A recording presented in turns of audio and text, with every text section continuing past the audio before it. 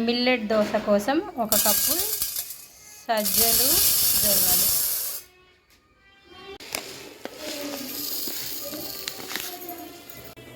1/2 glass కొర్రలు, 1 glass మినపప్పు,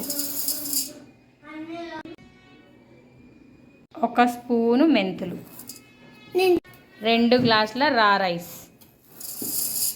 ఇవి 6 అవర్స్ నానబెట్టుకోవాలి.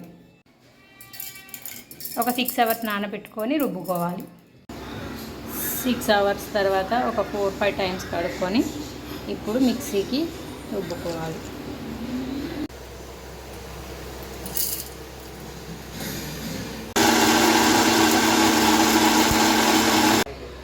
చూడండి, ఇలా మెత్తగా రుబ్బుకోవాలి.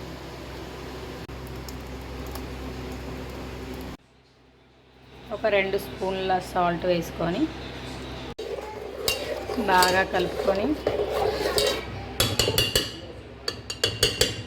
ఒక 4 అవర్స్ పక్కన పెట్టుకోవాలి క్యాప్ పెట్టి.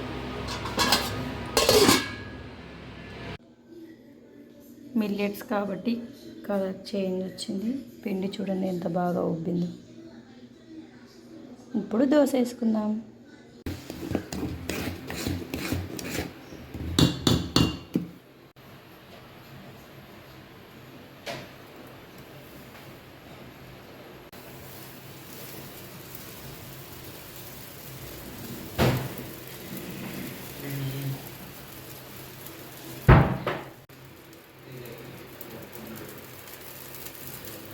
Healthy dosa ready.